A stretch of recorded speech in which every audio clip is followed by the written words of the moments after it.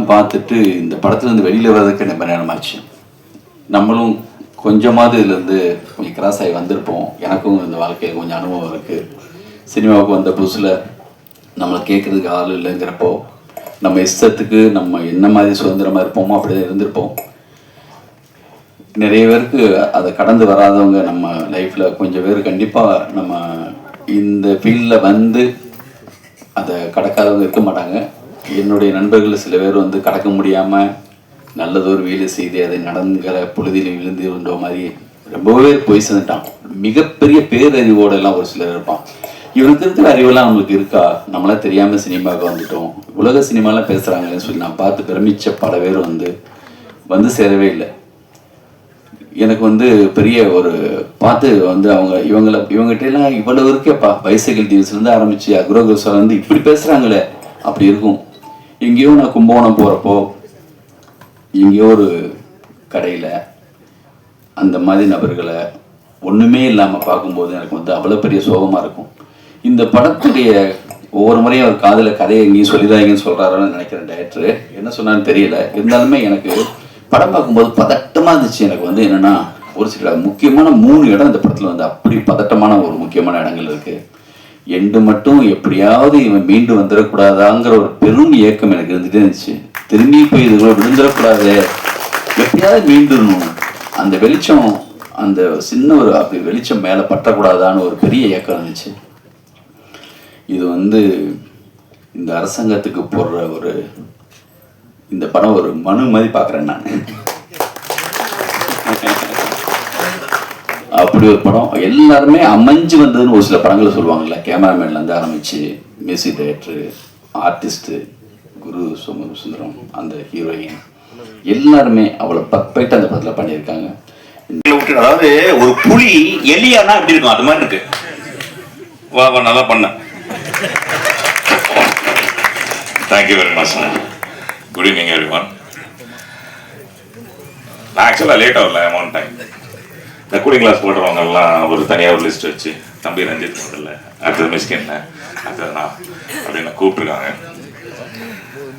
I second whatever Mishkin Anand said about the whole film.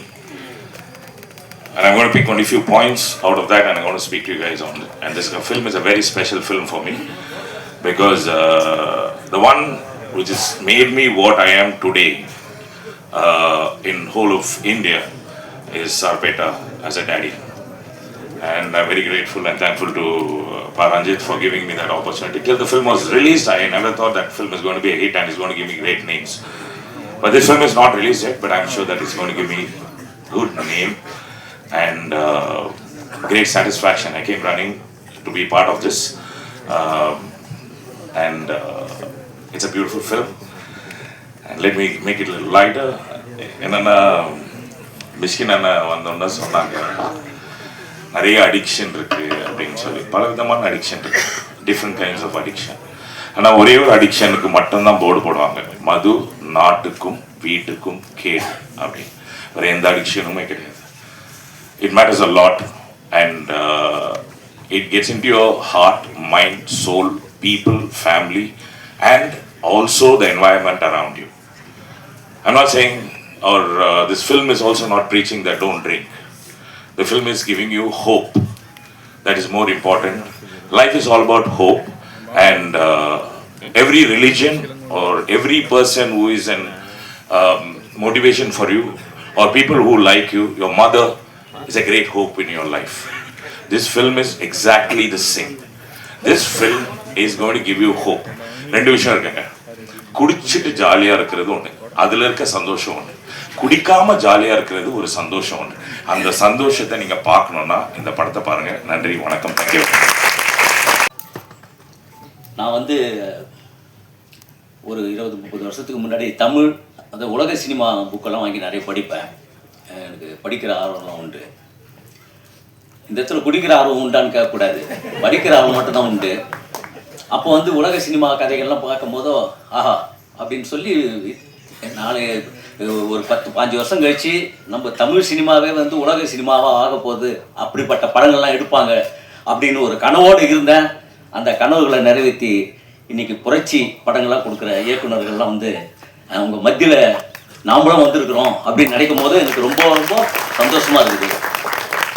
இந்த சமகாலத்தில் நம்மளும் நடிச்சிட்டு இருக்கிறோம் அப்படிங்கிறது. நான் ஜேபிபி ட்ரைலர் அப்போ சொன்னேன். நான் இந்த இடத்துக்கு நான் எப்படி வந்தேன் அதே தான். அப்போ என்ன ஆச்சுன்னா வந்து அதுக்கப்புறம் படம் பாருங்கள், ஏன்னா புதுசு, நம்ம வந்து சும்மா ஜாலியாக காமெடி எல்லாரையும் கலாச்சின்னு அப்படி போயிடுவேன். சரி நம்மளும் நடிக்க முடியும் அப்படின்னு சொல்லி தயாரிப்பாளரும் டைரக்டர் சுரேஷ் சாரும் வந்து என்ன நடிக்க வச்சு இன்றைக்கி எங்கே வெளியில் யார் பார்த்தாலும் ஜேபிபி அப்படின்னு ஒரு அடையாளத்தோடு என்னை வந்து பார்க்க வராங்க. ஆச்சரியமாக இருக்குது. சின்ன பசங்க முதல் கொண்டு எனக்கு ஒரு பெரிய அடையாளமாக அந்த இது இருந்தது. எப்படி ஜேபிபி அவங்க வீட்டுக்கு நான் வந்தனோ, கொஞ்சம் பக்கத்து வீட்டு பாட்டில் விடாத வீட்டுக்கு வந்துடுங்க அப்படின்னு எங்கள் கூட்டின்னு வந்து சென்ட்ரலில் விட்டாங்க. ஆனால் ஒரே விஷயம், அன்னையில் அம்பேத்கர் சொல்கிற மாதிரி தான், நான் யாருக்கும் அடிமை இல்லை, எனக்கு அடிமை யாரும் இல்லை, குடிக்கு அடிமை யாரும் இல்லைன்னு சொல்லிட்டு நீலம் ப்ரொடக்ஷனில் இந்த ஒரு விழிப்புணர்வு சமூகத்துக்கான ஒரு படத்தை வந்து நல்ல தரமான படங்களாக வந்து எடுத்துகிட்டு வராங்க. அந்த படங்கள்லாம் நான் இருக்கிறேன் அப்படின்னு நினைக்கும் போதெல்லாம் எனக்கு சந்தோஷமாக இருக்குது. ஏன்னா ஒரு 12 வருஷத்துக்கு முன்னாடி நான் இறைமகன் ஒரு படம் வந்து எடுக்கிறதுக்கு அந்த கேப்பு தான் எனக்கு விழுந்தது. அது வந்து ஒரு குடியினால் ஒரு குடும்பம் வீணாக போகிற மாதிரியான ஒரு படம். அதில் வந்து மேடம்லாம் கோச்சிக்கூடாது, நான் ஒரு பாட்டு எழுதியிருந்தேன். சுடுகாட்டில் வந்து அந்த குடிச்சிட்டு ஒரு இது பண்ணுற நண்பர்களுக்காக ஒரு பாட்டு மாதிரி ஒன்று. அதில் வந்து ஒரு செகண்ட் சரணம் வரும். 7 மாடி வீடு கட்டி எல்லாரும் வீடும் ஏசி போட்டுட்டு இங்கே வந்து படுத்து கிடக்குறான், சாதிவாத பேரை சொல்லி சண்டையிட்டு மாணவனா சரிசமமாக இங்கே தூங்குறான், வந்தால் வந்து வாசி, வரலன்னா சுகவாசி, எதுவும் இல்லைன்னா அடிக்கு வாசி, ராவா ஊற்றிக்கினா நீயும் ஊற்றிப்ப, மூஞ்சியை ஊற்றிக்கின்னு முழுசாக போயிடுவேன், கொஞ்சம் ஒச்சக்கலிக்க கொலையை செய்வான், எச்சக்கலை கூட சேராது, அணவோட முன்னே மகிடி போதாது, ஜெராசிக் பார்க்கில் வாக்கிங் போகாது அப்படி எழுதியிருப்பேன். ஆனால் வந்து என்ன விஷயம்னா, அப்படி இல்லைனாலும் இப்போ இந்த மாதிரியான படங்கள்லாம் வந்து நடிக்கிறேன் அப்படின்னும் போதோ அதை விட இன்னும் நான் முழுமையான ஒரு வளர்ச்சி பெற்றேன் அப்படின்னு நம்புகிறேன். நிறைய பேர் பேச வேண்டியது இருக்குது. நான் சொன்னேன் முன்னாடி, அவங்களாம் பேசிட்டோம், நான் வேணாம் அப்படின்னேன். அதுக்கப்புறம் 1 நிமிஷம் பேசுனாங்க. சரி, அந்த 1 நிமிஷம் பேசி அதோடு முடிச்சுக்கிறேன். எல்லாருக்கும் நன்றி.